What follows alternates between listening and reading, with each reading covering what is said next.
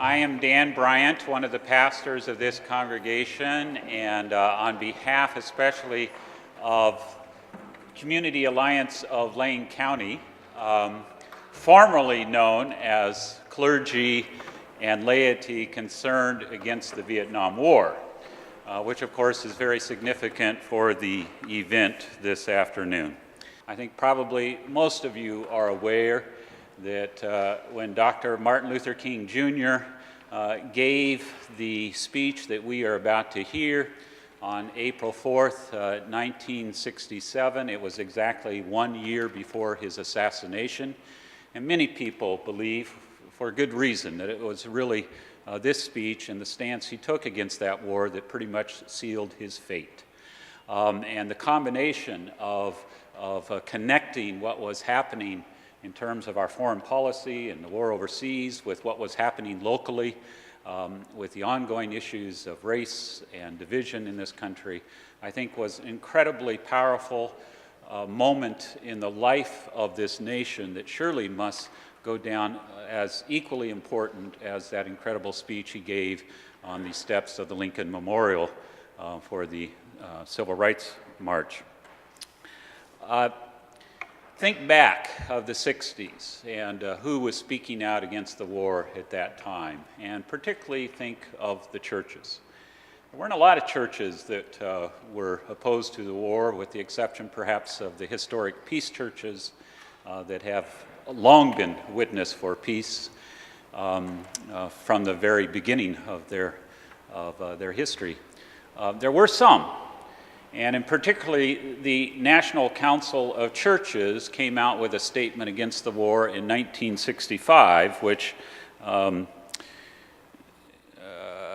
is her name? I've forgotten it now. The author of the book, The National Council of Churches, The Vietnam War and the Trials of the Protestant Left, and I'll find her name in just a second, Jill Gill, who wrote a history of the church and opposition to the war. She notes that that statement was a tepid statement at best, but it was one of the first such statements by a large national mainstream American institution against the war.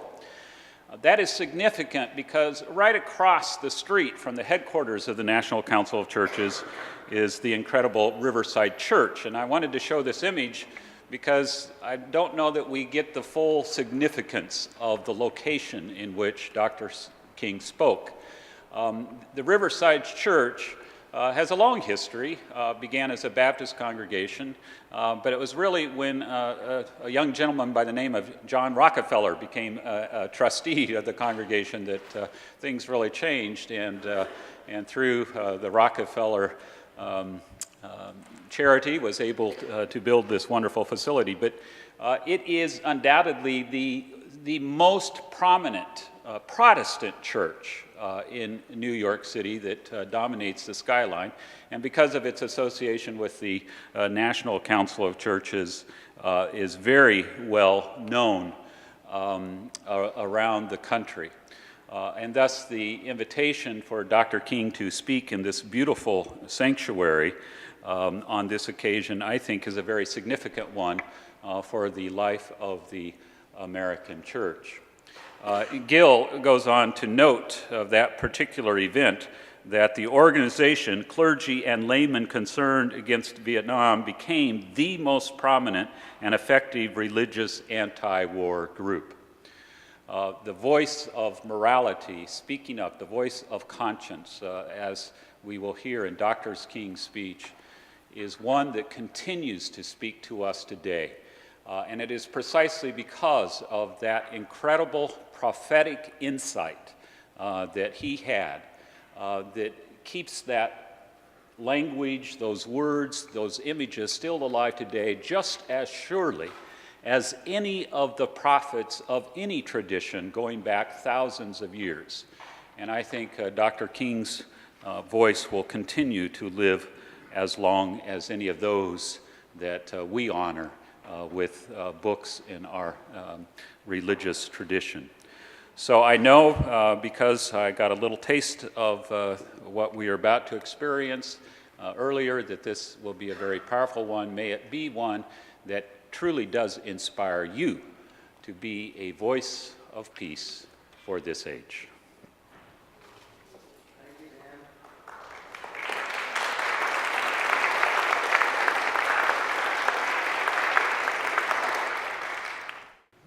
afternoon.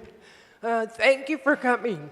My name is Shelley Corderville. I'm on the CALC board, and on behalf of CALC, I want to thank you for taking the time in your afternoon, and with so many other events going on, for coming here to hear this speech.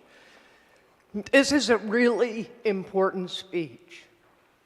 It remains relevant even today. And as a veteran who's been overseas and has seen other people oppressed, I've seen our own soldiers treat other people with disrespect.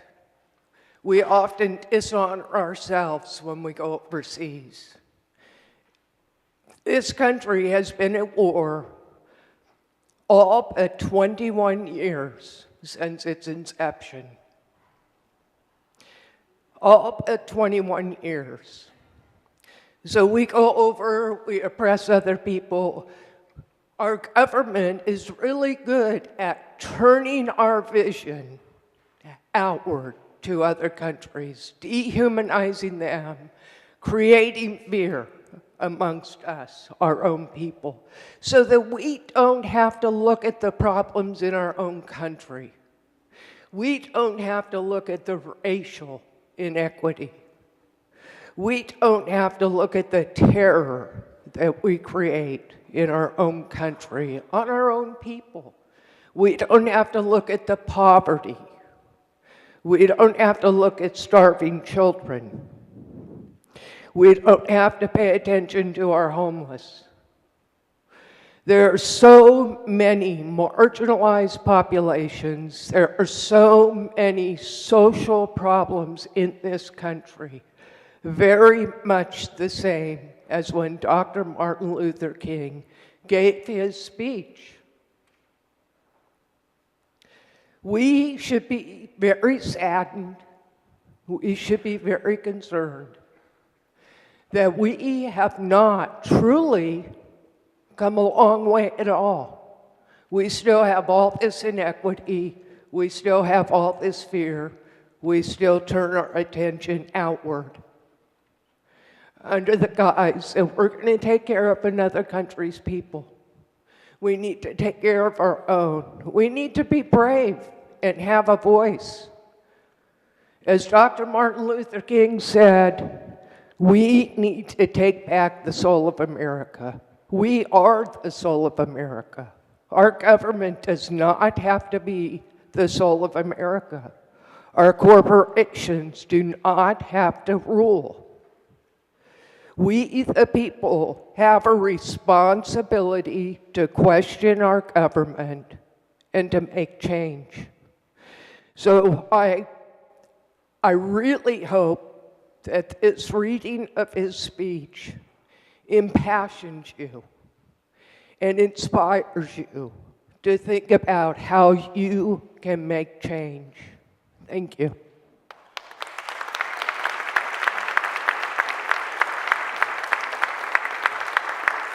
Thank you, Shelley.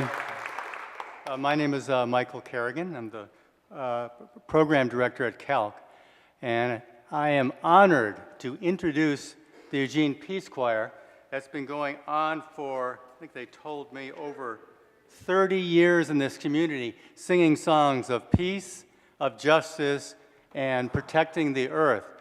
I've known these people for a long time. When they're invited to participate in an event, they say yes.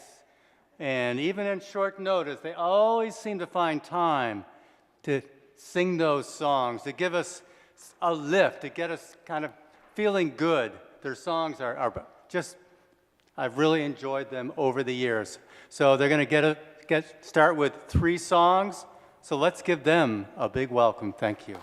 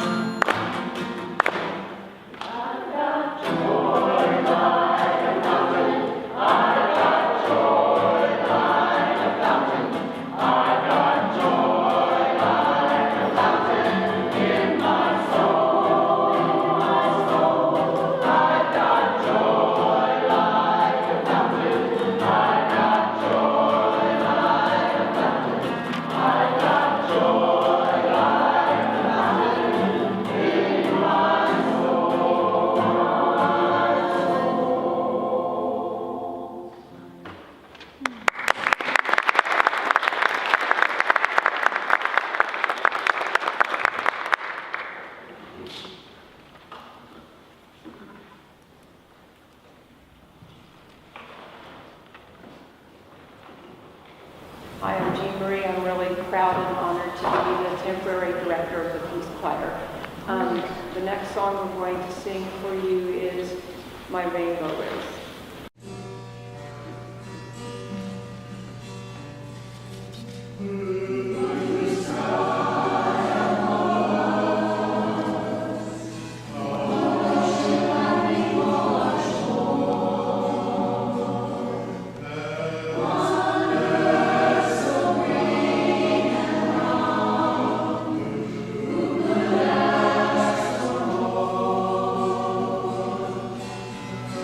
Be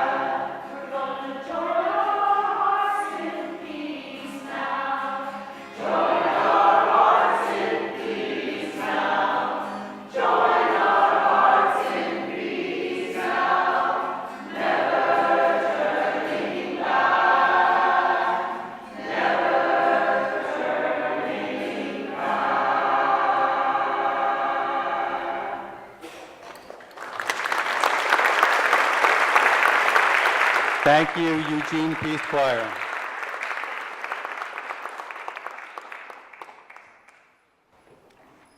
Before I proceed, I want to give a very special thank you to Carol Dennis. We apologize, we put the wrong last name in the program.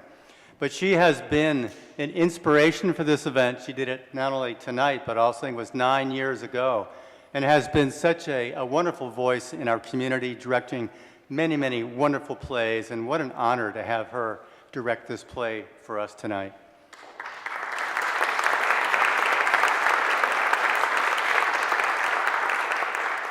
Today, members of our community are going to be reading Dr. King's prophetic and historic speech, as Dan said, Beyond Vietnam, A Time to Break Silence. As Dan said, he gave the speech at the Riverside Church in New York under the auspices of clergy and laymen concerned about Vietnam, as Calc was then known, and he was co-chair of National Calc until his death. The readers and chanters today are Calc staff, board of directors, and advisory board members, as well as people we work very closely with as we carry out our program work. The speech was a declaration of independence from the war in Vietnam and connected opposition to the Vietnam War with the struggle for social and economic justice. I should say that the speech is also the original language of that time, so please remember that when you hear the speech. But his words speak to us today. They are relevant today. And let me tell you why. As Congress considers authorizing U.S. boots on the ground in Iraq and Syria, as over $600 billion goes to the military, over half of the federal budget, while there's almost no money to help the homeless and fund other social programs, as young black men are being killed by our police around the country, and as the gap between the top 1% and the rest of us keeps growing. Dr. King was right on when he said in his speech, a nation that continues year after year to spend more money on military defense and on programs of social uplift is approaching spiritual death. And I want to call up the readers and chanters now as to say the last of my words. And today's event is the first in a series of anniversary events commemorating the Vietnam War and Calc's 50 years working for peace and justice in Lane County. After the speech, we are also, stick around because we are going to sing We Shall Overcome, providing you a chance to participate in this program tonight as well. And also just wanted to thank, we have a bunch of volunteers who helped with this. We had the First Christian Church, Calc staff, of course, our board of directors, just many, many people came through to make this event possible. So let's welcome our readers and chanters.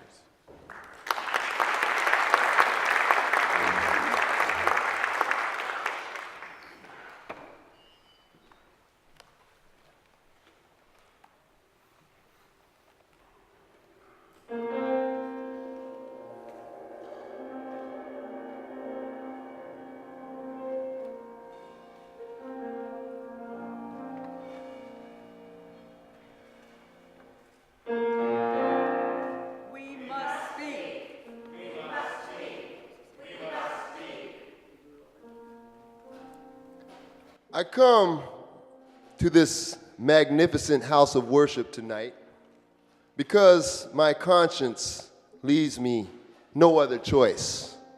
I join with you in this meeting because I am in deepest agreement with the aims and work of the organization which has brought us together, clergy and laymen concerned about Vietnam. The recent statement of your executive committee are the sentiments of my own heart. And I found myself in full accord when I read its opening lines. A time has come when silence is betrayal. That time has come for us in relation to Vietnam. We must speak. The truth of these words is beyond doubt, but the mission to which they call us is a most difficult one. Even when pressed by the demands of inner truth, Men do not easily assume the task of opposing their government's policy, especially in time of war. Nor does the human spirit move without great difficulty against all the apathy of conformist thought within one's bosom and in the surrounding world. Moreover, when the issues at hand seem as perplexed as they often do in the case of this dreadful conflict, we are always on the verge of being mesmerized by uncertainty, but we must move on. Some of us who have already begun to break the silence of the night have found that the calling to speak is often a vocation of agony, but we must speak. We must speak with all the humility that is appropriate to our limited vision, but we must speak. And we must rejoice as well, for surely this is the first time in our nation's history that a significant number of its religious leaders have chosen to move beyond the prophesizing of smooth patriotism to the high grounds of a firm dissent based upon the mandates of conscience and the reading of history. Perhaps a new spirit is rising among us. If it is, let us trace its movement well and pray that our own inner being may be sensitive to its guidance, for we are deeply in need of a new way beyond the darkness that seems so close around us. Over the last 2 years, as I have moved to break the betrayal of my own silences and to speak from the burnings of my own heart, as I have called for radical departures from the destruction of Vietnam, many persons have questioned me about the wisdom of my path. At the heart of their concerns, this query often has loomed large and loud. Why are you speaking about war, Dr. King? Why are you joining the forces and voices of dissent? Peace and civil rights don't mix, they say. Aren't you hurting the cause of your people, they ask. And when I hear them, though I often understand the source of their concern, I am nevertheless greatly saddened. For when I hear such questions, it means that the inquirers have not really known me, my commitment, or my calling. Indeed, their questions suggest that they do not know the world in which they live.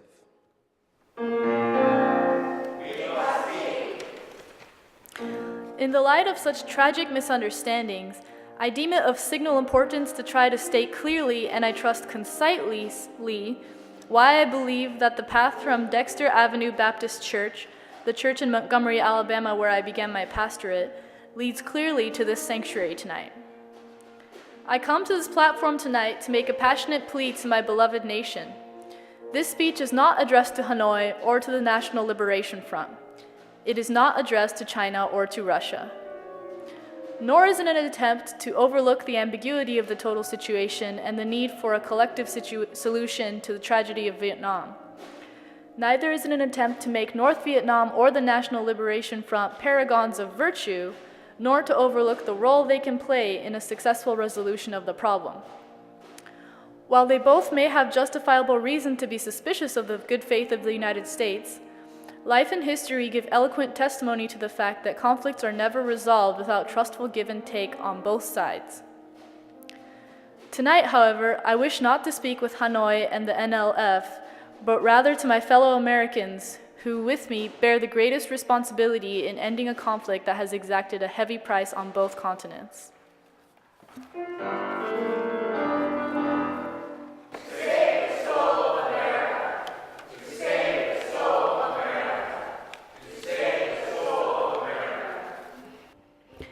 Since I am a preacher by trade, I suppose it is not surprising that I have 7 major reasons for bringing Vietnam into the field of my moral vision. There is, at the outset, a very obvious and almost facile connection between the war in Vietnam and the struggle I and others have been waging in America. A few years ago, there was a shining moment in that struggle. It seemed as if there was a real promise of hope for the poor, both black and white, through the poverty program.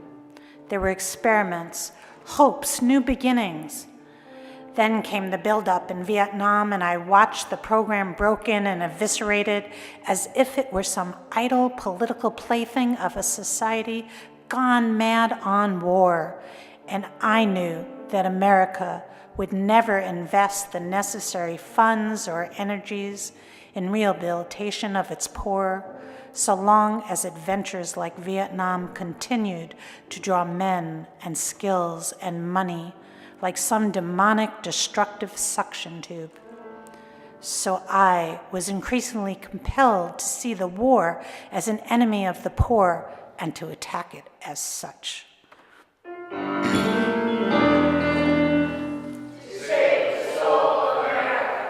Perhaps the more tragic recognition of reality took place when it became clear to me that the war was doing far more than devastating the hopes of the poor at home. It was sending their sons and their brothers and their husbands to fight and to die in extraordinarily high proportion relative to the rest of the population.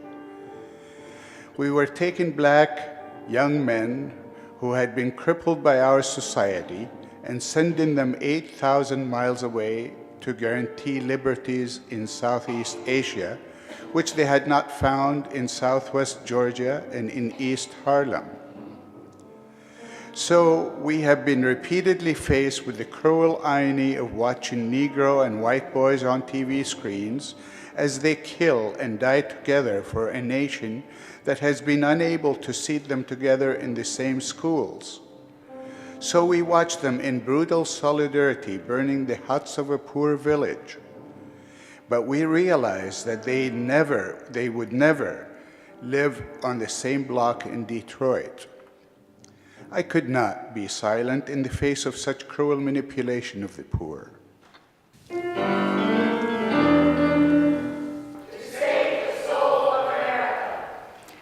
My third reason moves to an even deeper level of awareness, for it grows out of my experience in the ghettos of the North over the last 3 years, especially the last 3 summers.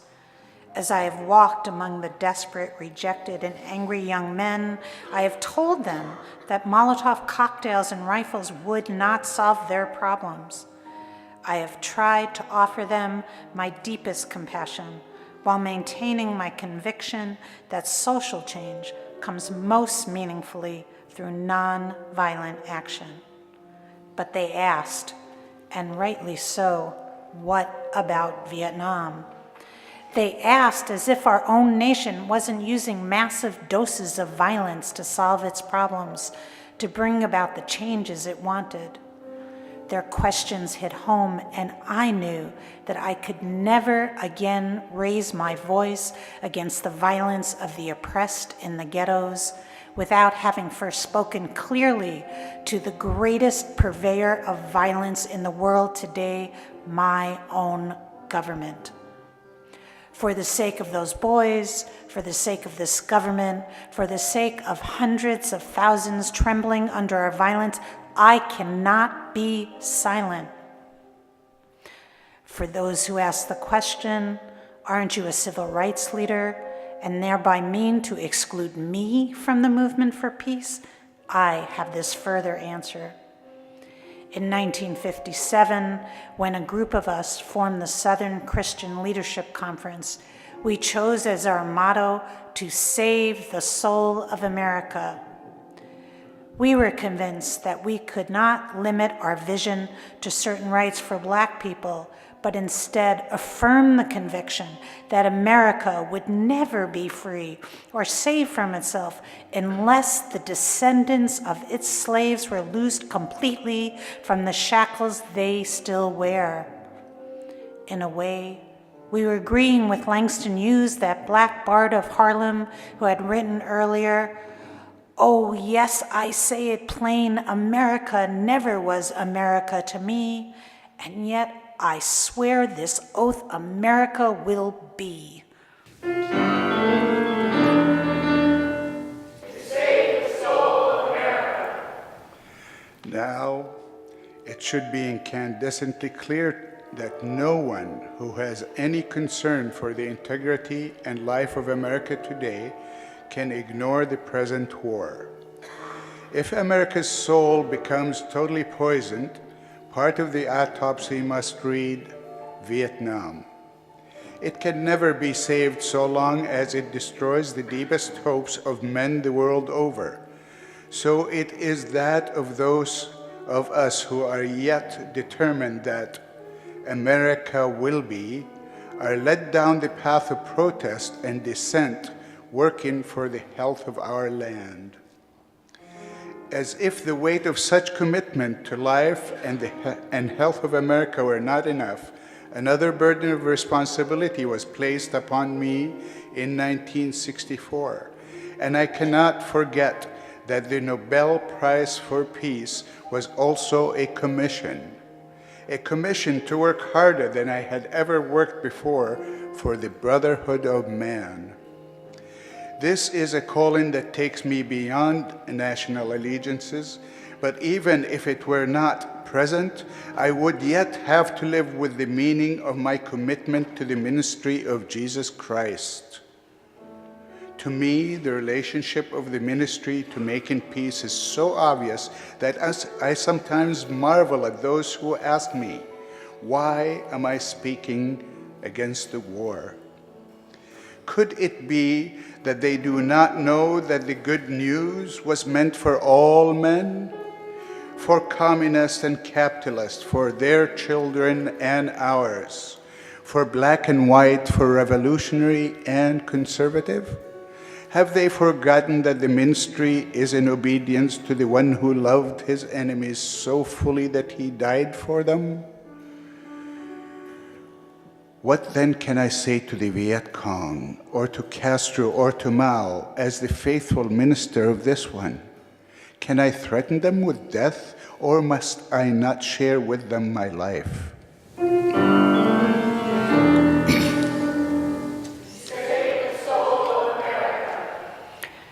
Finally, as I try to delineate for you and for myself the road that leads from Montgomery to this place, I would have offered all that was most valid if I simply said that I must be true to my conviction that I share with all men the calling to be a son of the living God. Beyond the calling of race or nation or creed is this vocation of sonship and brotherhood. And because I believe that the Father is deeply concerned, especially for his suffering and helpless and outcast children, I come tonight to speak for them. This I believe to be the privilege and the burden of all of us who deem ourselves bound by allegiances and loyalties which are broader and deeper than nationalism and which go beyond our nation's self-defined goals and positions. We are called to speak for the weak, for the voiceless, for victims of our nation and for those it calls enemy, for no document from human hands can make these humans any less our brothers.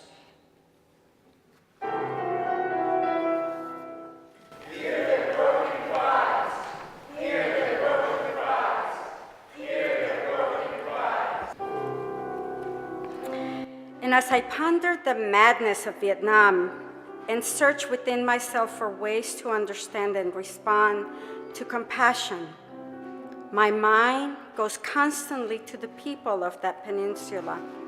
I speak now not of the soldiers of each side, not of the junta in Saigon, but simply of the people who have been living under the curse of war for almost 3 continuous decades now.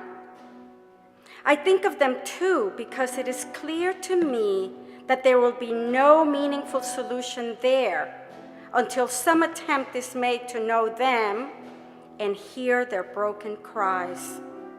They must see Americans as strange liberators. The Vietnamese people proclaimed their own independence in 1945 after a combined French and Japanese occupation. And before the Communist Revolution in China, they were led by Ho Chi Minh, Even though they quoted the American Declaration of Independence in their own document of freedom, we refused to recognize them. Instead, we decided to support France in its reconquest of the former colony. Our government felt then that the Vietnamese people were not ready for independence. And we again fell victim to the deadly Western arrogance that has poisoned the international atmosphere for so long.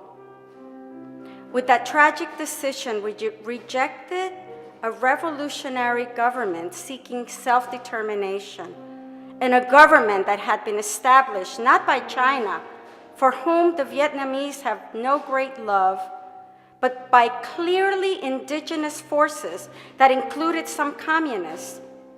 For the peasants, this new government meant real land reform, one of the most important needs in their lives. For 9 years following 1945, we denied the people of Vietnam the right of independence. For 9 years, we vigorously supported the French in their abortive effort to recolonize Vietnam.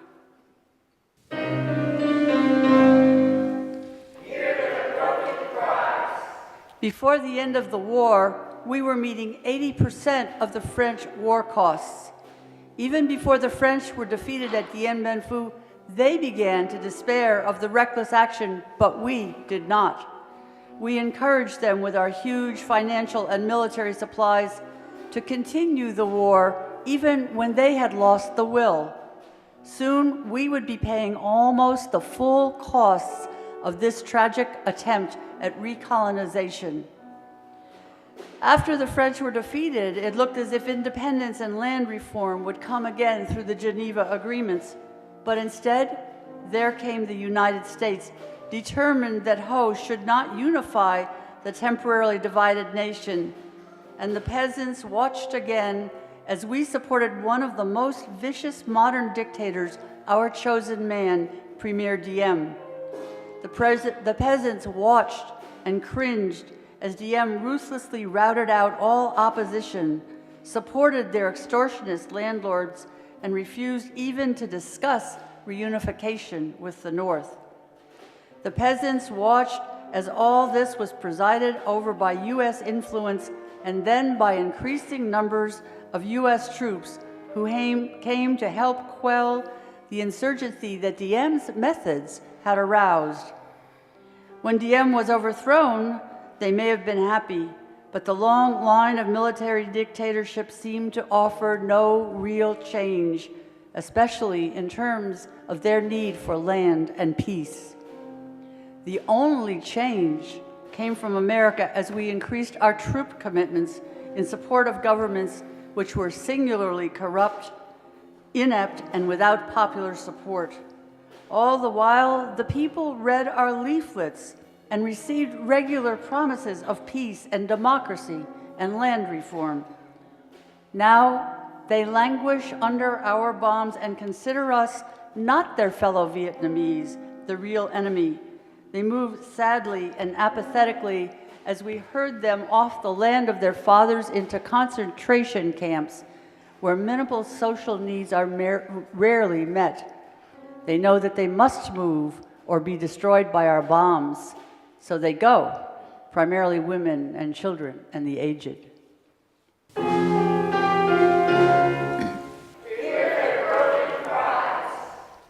They watch as we poison their water, as we kill 1 million acres of their crops.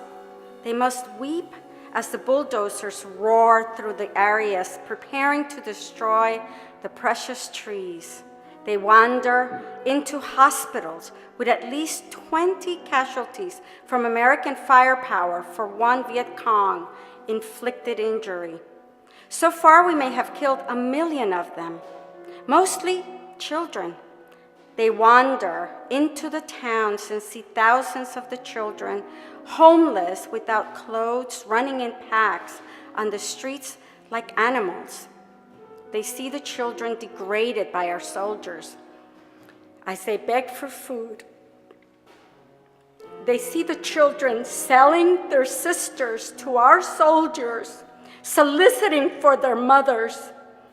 What do the peasants think as we ally ourselves with the landlords and as we refuse to put any action into our many words concerning land reform?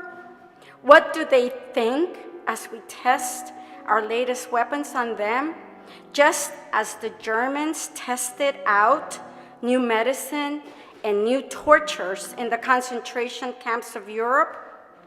Where are the roots of the independent Vietnam we claim to be building? Is it among these voiceless ones?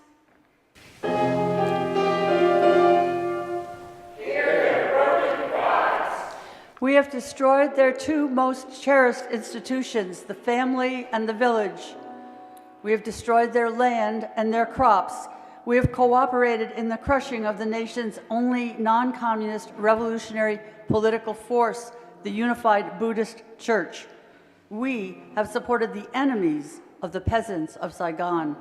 We have corrupted their women and children and killed their men. What liberators!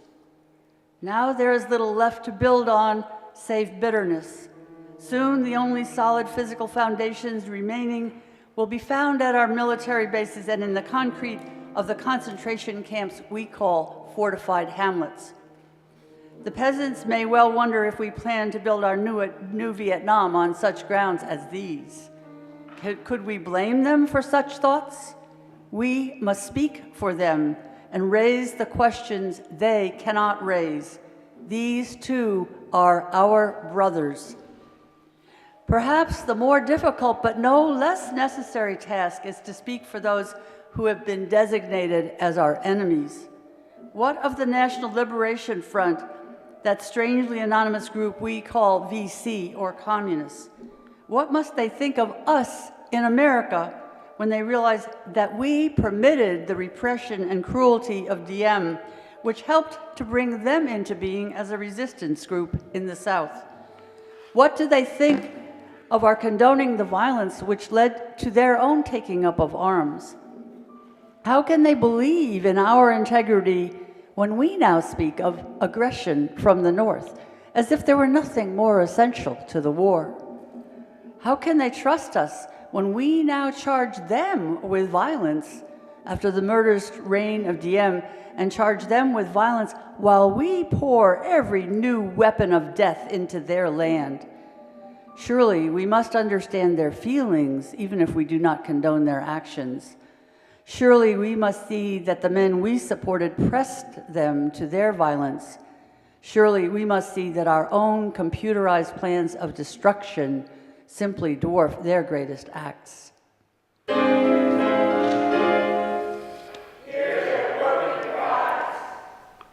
How do they judge us when our officials know that their membership is less than 25% communist, and yet insist on giving them the blanket name? What must they be thinking when they know that we are aware of their control of major sections of Vietnam, and yet we appear ready to allow national elections in which this highly organized political parallel government will have no part? They ask how we can speak of free elections when the Saigon press is censored and controlled by the military junta. And they are surely right to wonder what kind of new government we plan to help form without them. The only party in real touch with the peasants. They question our political goals and they deny the reality of a peace settlement from which they will be excluded. Their questions are frighteningly relevant. Is our nation planning to build on political myth again and then shore it up with the power of new violence?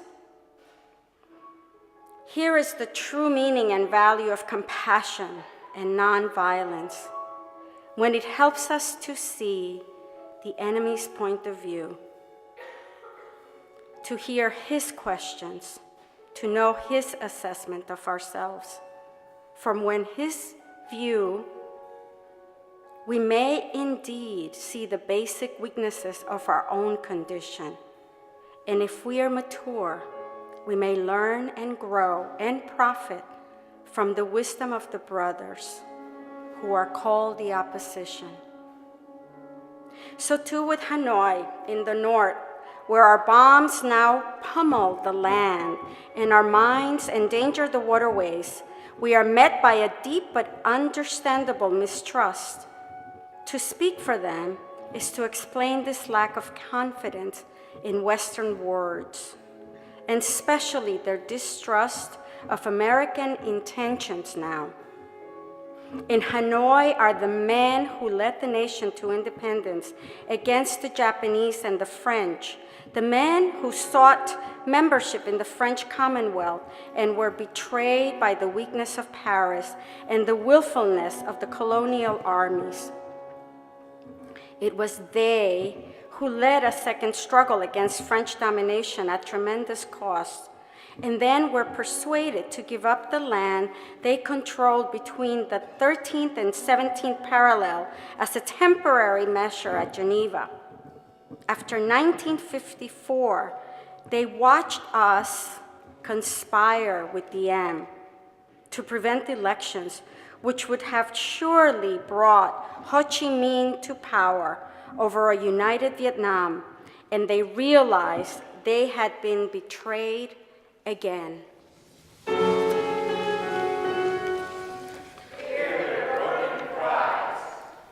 When we ask why they do not leap to negotiate, these things must be remembered. Also, it must be clear that the leaders of Hanoi considered the presence of American troops in support of the Diem regime to have been the initial military breach of the Geneva agreements concerning foreign troops. And they remind us that they did not begin to send in any large number of supplies or men until American forces had moved into the tens of thousands.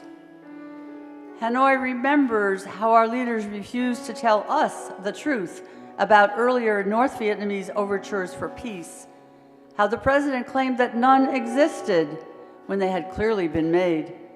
Ho Chi Minh has watched as America has spoken of peace and built up its forces, and now he has surely heard of the increasing international rumors of American plans for an invasion of the North.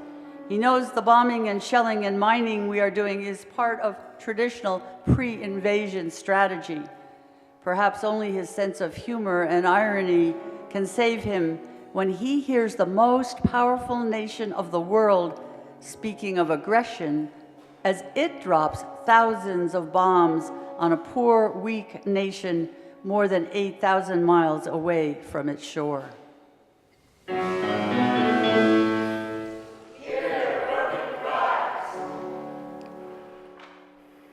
At this point, I should make it clear that while I have tried in these last few minutes to give a voice to the voiceless in Vietnam and to understand the arguments of those who are called enemy, I am deeply concerned about our troops there as anything else.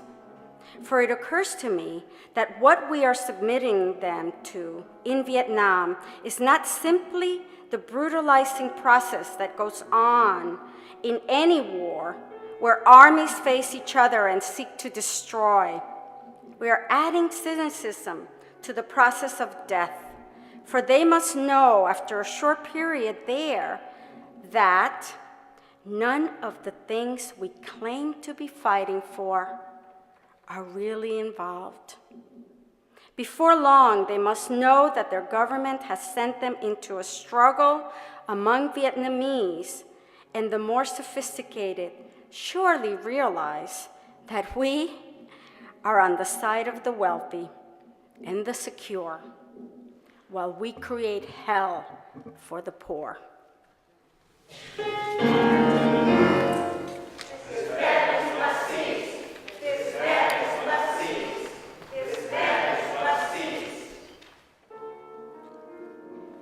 Somehow, this madness must cease.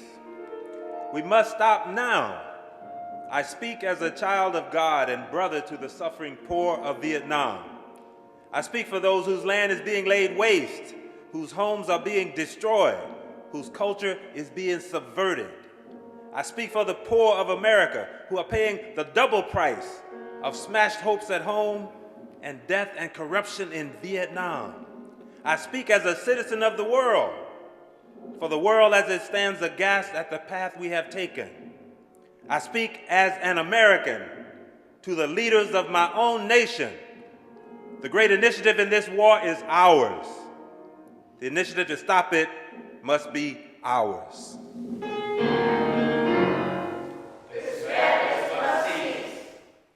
This is the message of the great Buddhist leaders of Vietnam. Recently, one of them wrote these words, quote, "Each day the war goes on, the hatred increases in the heart of the Vietnamese and in the hearts of those of humanitarian instinct. The Americans are forcing even their friends into becoming their enemies. It is curious that the Americans, who calculate so carefully on the possibilities of military victory, do not realize that in the process they are incurring deep psychological and political defeat. The image of America will never again be the image of revolution, freedom, and democracy, but the image of violence and militarism. If we continue, there will be no doubt in my mind and in the mind of the world that we have no honorable intentions in Vietnam. It will become clear that our minimal expectation is to occupy it as an American colony, and men will not refrain from thinking that our maximum hope is to goad China into a war so that we may bomb her nuclear installations. If we do not stop our war against the people of Vietnam immediately, the world will be left with no other alternative than to see this as some horribly clumsy and deadly game we have decided to play.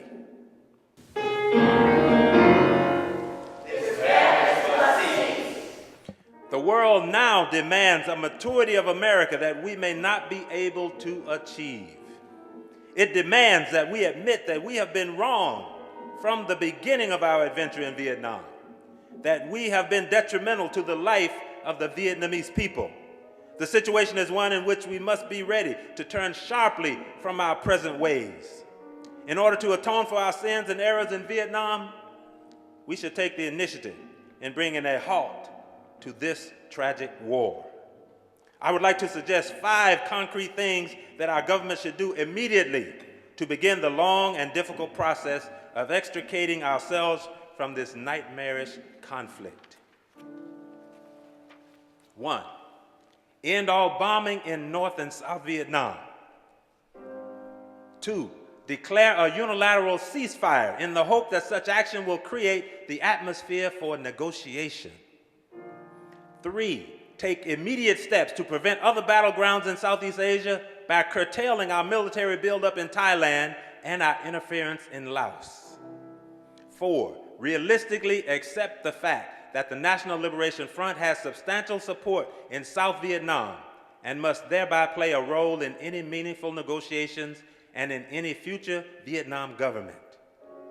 5, set a date that we will remove all foreign troops from Vietnam in accordance with the 1954 Geneva Agreement. Part of our ongoing commitment might well express itself in an offer to grant asylum to any Vietnamese who fears for his life under a new regime which included the Liberation Front. Then we must make what reparations we can for the damage we have done. We must provide the medical aid that is badly needed, making it available in this country if necessary.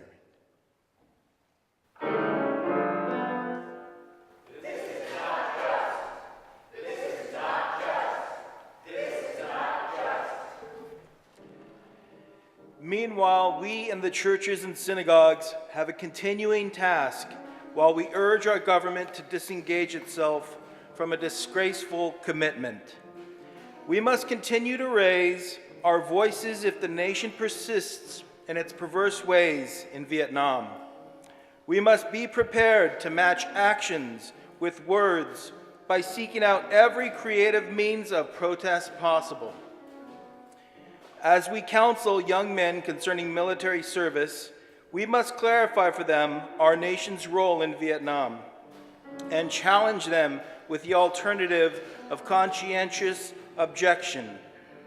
I am pleased to say that this is the path now being chosen by more than 70 students at my own alma mater, Morehouse College. And I recommend it to all who find the American course in Vietnam a dishonorable and unjust one. Moreover, I would encourage all ministers of draft age to give up their ministerial exemptions and seek status as conscientious objectors. These are the times for real choices and not false ones. We are at that moment when our lives must be placed on the line if our nation is to survive its own folly. Every man of humane convictions must decide on the protest that best suits his convictions, but we must all protest.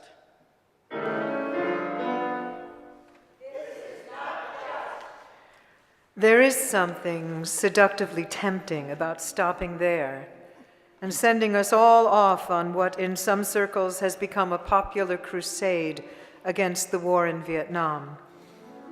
I say we must enter the struggle, but I wish to go on now to say something even more disturbing.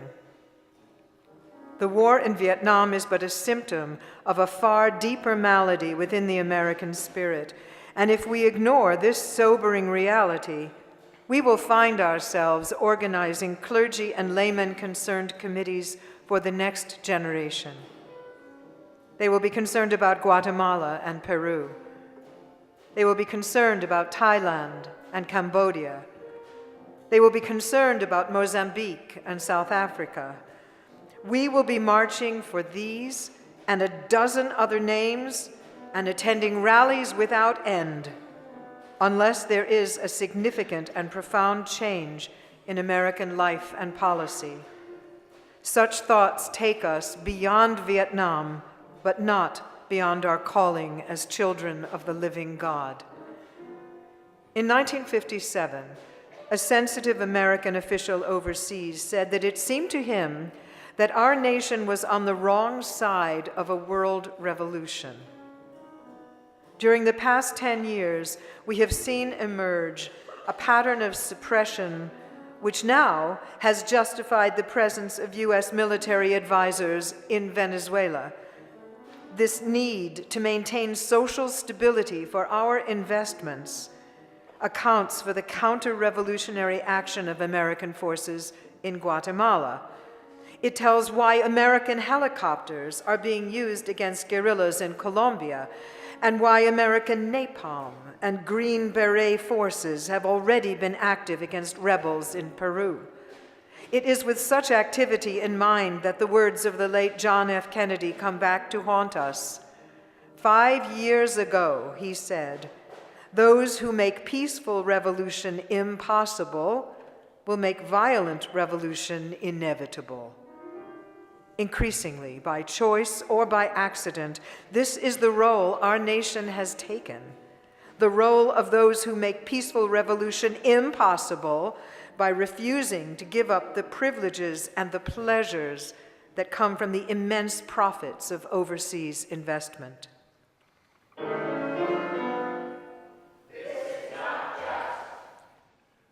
I am convinced that if we are to get on the right side of the world revolution, we as a nation must undergo a radical revolution of values. We must rapidly begin to shift from a thing-oriented society to a person-oriented society. When machines and computers, profit motives and property rights are considered more important than people, the giant triplets of racism, materialism, and militarism are incapable of being conquered. A true revolution of values will soon cause us to question the fairness and justice of many of our past and present policies. On the one hand, we are called to play the Good Samaritan on life's roadside. but that will only be an initial act.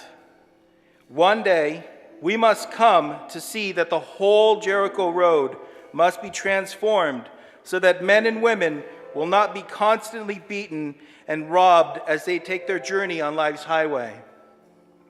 True compassion is more than flinging a coin to a beggar. It is not haphazard or superficial. It comes to see that an edifice that produces beggars needs restructuring. A true revolution of values will soon look uneasily on the glaring contrast of poverty and wealth.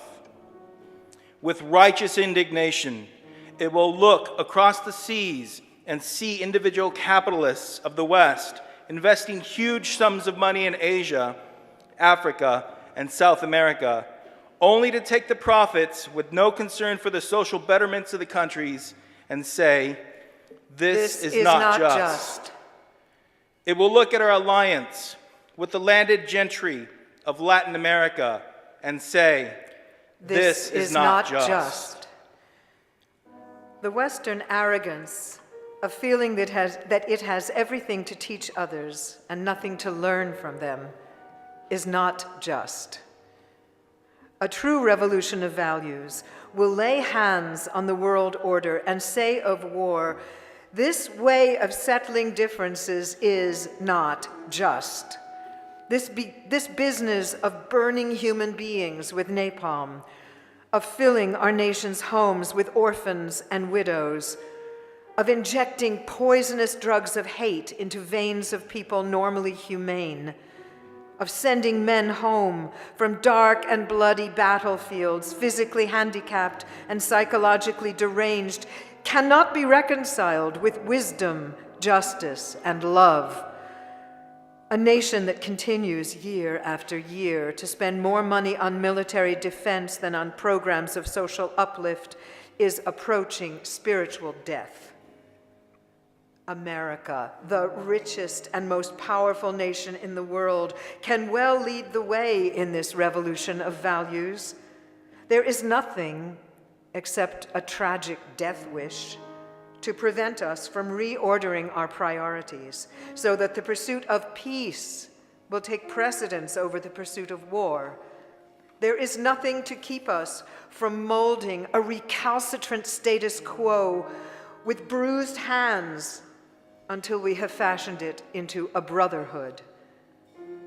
This kind of positive revolution of values is our best defense against communism. War is not the answer. Communism will never be defeated by the use of atomic bombs or nuclear weapons. Let us not join those who shout war and through their misguided passions urge the United States to relinquish its participation in the United Nations. These are days which demand wise restraint and calm reasonableness. We must not call everyone a communist or an appeaser who advocates the seating of Red China in the United Nations and who recognizes that hate and hysteria are not the final answers to the problem of these turbulent days. We must not engage in a negative anti-communism, but rather in a positive thrust for democracy, realizing that our greatest defense against communism is to take offensive action in behalf of justice. We must, with positive action, seek to remove those conditions of poverty, insecurity, and injustice, which are the fertile soil in which the seed of communism grows and develops.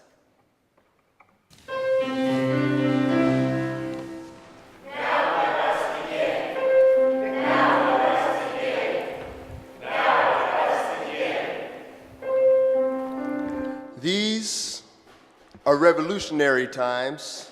All over the globe, men are revolting against old systems of exploitation and oppression. And out of the wombs of a frail world, new systems of justice and equality are being born. The shirtless and barefoot people of the land are rising up as never before. The people who sat in darkness have seen a great light. We in the West must support these revolutions. It is a sad fact that because of comfort, complacency, a morbid fear of communism, and our proneness to adjust to injustice, the Western nations that initiated so much of the revolutionary spirit of the modern world have now become the arch anti-revolutionaries. This has driven many to feel that only Marxism has the revolutionary spirit. Therefore, communism is a judgment against our failure to make democracy real and follow through on the revolutions we initiated. Our only hope today lies in our ability to recapture the revolutionary spirit and go out into a sometimes hostile world declaring eternal hostility to poverty, racism, and materialism. With this powerful commitment, we shall boldly challenge the status quo and unjust mores, and thereby speed the day when every valley shall be exalted, every mountain and hill shall be made low, and the crooked shall be made straight, and the rough places plain. A genuine revolution of values means, in the final analysis, that our loyalties must become ecumenical rather than sectional. Every nation must now develop an overriding loyalty to mankind as a whole in order to preserve the best in their individual societies.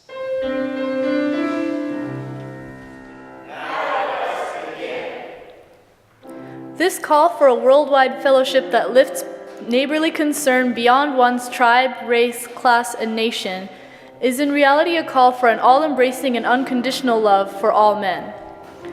This oft misunderstood and misinterpreted concept, so readily dismissed by the Nietzsches of the world as a weak and cowardly force, has now become an absolute necessity for the survival of man.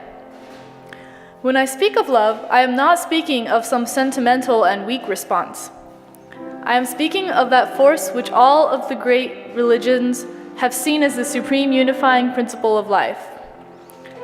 Love is somehow the key that unlocks the door which leads to ultimate reality. This Hindu, Muslim, Christian, Jewish, Buddhist belief about ultimate reality is beautifully summed up in the first epistle of St. John. Let us love one another, for love is God, and everyone that loveth is born of God and knoweth God. He that loveth not knoweth not God, for God is love. If we love one another, God dwelleth in us, and his love is perfected in us. Let us hope that this spirit will become the order of the day. We can no longer afford to worship the god of hate or bow before the altar of retaliation. The oceans of history are made turbulent by the ever-rising tides of hate. History is cluttered with the wreckage of nations and individuals that pursued this self-defeating path of hate. As Arnold Toynbee says, love is the ultimate force that makes for the saving choice of life and good against the damning choice of death and evil. Therefore, the first hope in our inventory must be the hope that love is going to have the last word. We are now faced with the fact that tomorrow is today. We are confronted with the fierce urgency of now. In this unfolding conundrum of life and history, there is such a thing as being too late. Procrastination is still the thief of time.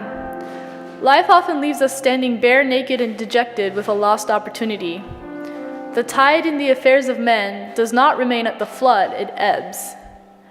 We may cry out desperately for time to pause in her passage, but the time is deaf to every plea and rushes on. Over the bleached bones and jumbled residue of numerous civilizations are written the pathetic words, "Too late." There is an invisible book of life that faithfully records our vigilance or our neglect. The moving finger writes and having writ moves on. We still have a choice today, nonviolent coexistence or violent co-annihilation.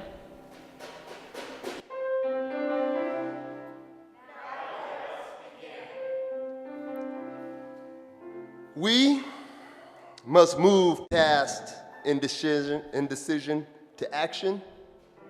We must find new ways to speak for peace in Vietnam and justice throughout the developing world, a world that borders on our doors.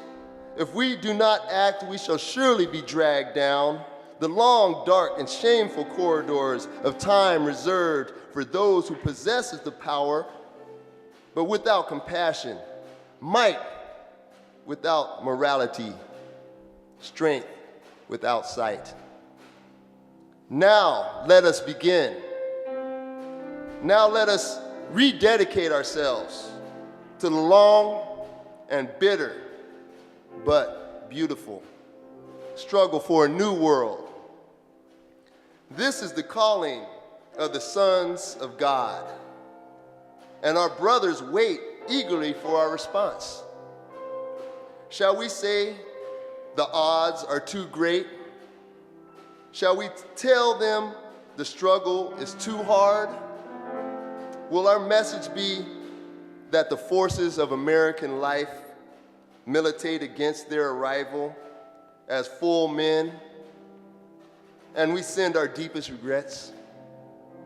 Or will there be another message of longing, of hope, of solidarity with their yearnings, of commitment to their cause, whatever the cost? The choice is ours, and though we might prefer it otherwise, we must choose in this crucial moment of human history. So, as that noble bard of yesterday, James Russell Lowell, eloquently stated, once to every man and nation comes the moment to decide in the strife of truth and falsehood for the good or evil side. Some great cause, God's new Messiah, offering each the bloom or blight, and the choices goes by forever twixt the darkness and that light. Though the cause of evil prosper, yet 'tis truth alone is strong. Though her portion be the scaffold, and upon the throne be wrong, yet that scaffold sways the future, and behind the dim unknown standeth God within the shadow, keeping watch above his own. We must speak to save the soul of America. Hear the broken cries. This madness must cease. This is not just. Now let us begin. Now let us begin. Now let us begin.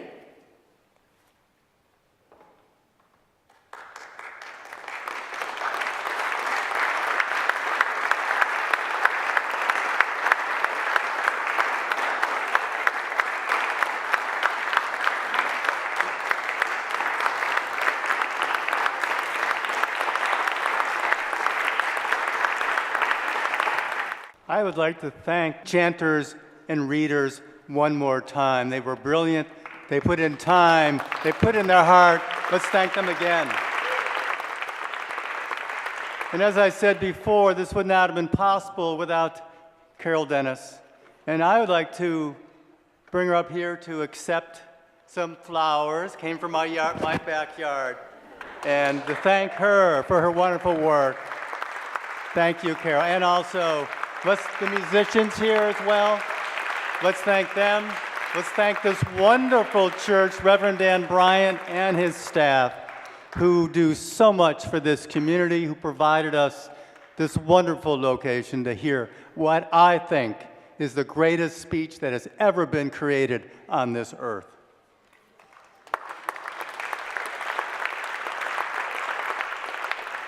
Dr. King fully understood that without justice, there's no peace. Without peace, there's no justice. And CALC does so as well. For almost 50 years, we've been making connections between different social movements and bringing people and organizations together. I'm blessed to be part of it. And CALC does it better than any group I've ever known. It has done it. It's almost 50 years. And thanks to also because of the support of all of you here and others in this community. So as you leave tonight, we need your support. We'll have a couple of folks there with a donation jar to help us not only pay for the costs of this event, but to help fund the work as we go on for the next 50 years. If you can't do that tonight, you had an envelope in your program. Take it home. Consider a one-time donation or becoming a monthly or quarterly CALC pledger. But also, CALC is about action. Boy, we got one busy month coming up. As you see in the program, lots of events coming up, both fundraiser, Eating Pizza for Peace, but also other Vietnam-related events. We have Tax Day coming up on Wednesday. Come down to the post office, join us there. Come, World Pies, come there for a party afterwards, where every slice of pizza will help support CALC. And tonight at the 7 p.m., we have another event tonight, an anti-nuke event at the Lutheran Church. Join us there at 2230 Washington. I could go on and on and on. There's so much going on. We have a wonderful staff now here at CALC. Rena, who was one of the last readers, our new back-to-back staffer. Let's welcome her with some applause. She did a wonderful job reading.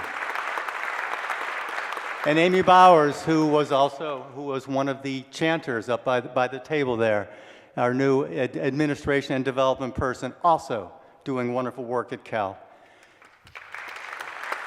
And let us not forget those who've been around for a while. Carol Van Houten doing the Truth in Recruiting program and the refreshments here, who is such a treasure in our community.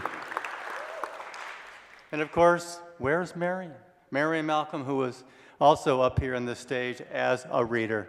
Even though she's not officially a staff person, as a consultant, she is still a driving force. She's still a vision for this organization.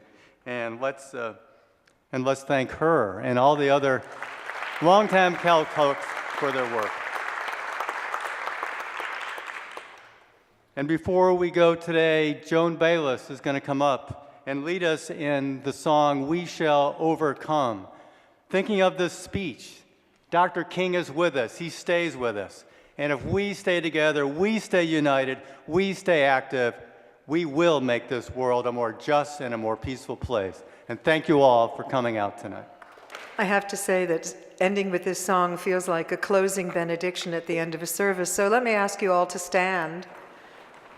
And I'll feed you the lines of the two verses we're going to do. Maestro.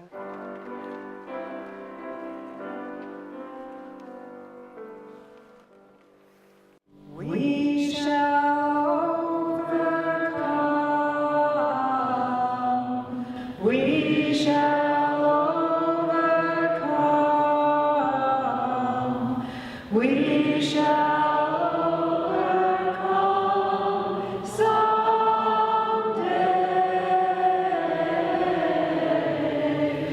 Oh, deep in my heart, I do believe we shall overcome someday.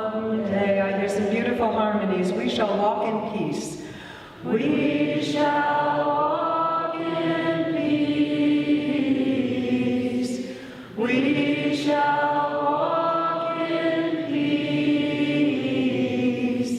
We shall walk in peace someday.